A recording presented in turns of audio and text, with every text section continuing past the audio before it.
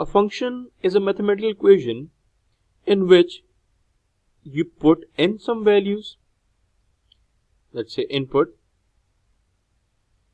and you get an output. It can be any mathematical equation, but with a certain condition. And a certain condition is that each and every input must give a unique, or in easy words, let's say single output. Now let me clarify this for you. Let's say we have a function x plus 2, right? And our inputs are, let's say 1, 2, 3, and 4. And our corresponding outputs will be, this is f of x, or we can write it as y. This means this is our function f. This notation means that when f has been applied on x, and these are our x terms. So now 1 will give us what? 3, 4, 5, and 6. Okay. So now as you can see that one value, one input is giving us one output, and all the outputs are unique, which means that one input, any of these inputs, is not giving more than one outputs. And this, a term is used, mapping. Mapping is simply the output of 1. If I say that this function f is mapping this value of 1 to 3, and this function f is mapping the value of 2 to 4. Now let's say I have another function which is x squared plus 2. Let's name this function p. Now this f, it doesn't stand for the word function. It is just a symbol given to this function. It doesn't mean that it is a function. It just means that this word is given to the function. The function is notated by the term f. Same the case is here. The function is being notated by the term p. So now let's say I have my inputs.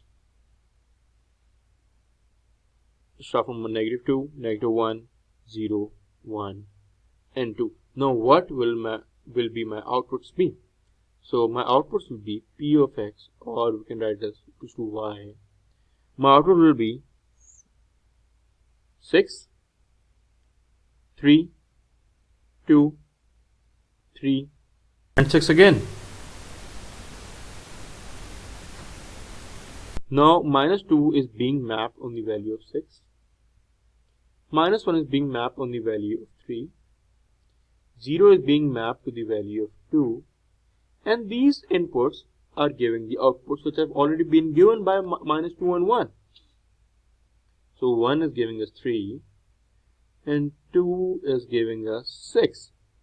Now this equation is also a function because one input is also giving one output. No matter the output of two inputs are same, but the eligibility criteria holds true, which is that one input is only giving us one output.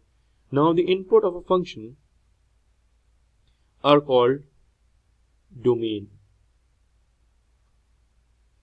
This is called domain of the function. Now domain of my function f is, it is from 1 till 4, and x is whole number, right? And here my domain is, as you can see, it is from -2 to +2. Alright? And this output is called range. Now range of this function f is, I'll write f of x when f was applied to x and x was this. This is 3 to 6. These notations are important. They will come in your exam. They are included in your syllabus.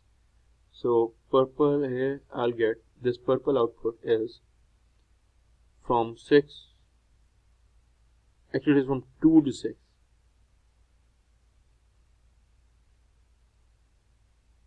Now these type of functions are called many to one function.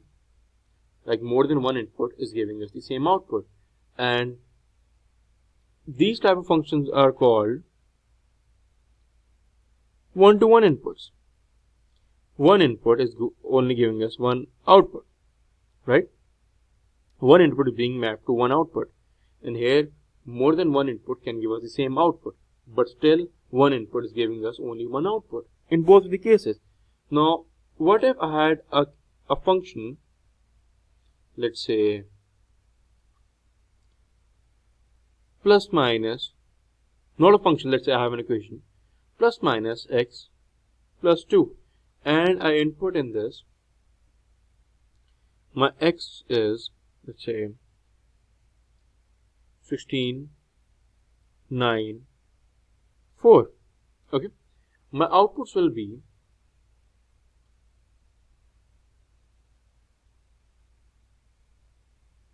for 16 I'll get minus 4 plus 2, which is minus 2, plus 4 plus 2, which is positive 6, right? For 9 I'll get 5 and minus 1, negative 1. For 4 I'll get 4 and 0. So as you can see that here one input is giving us more than one output. This is a one-to-many process. It is not a function, that's why I'm not calling it a function, obviously. This is a one-to-many process.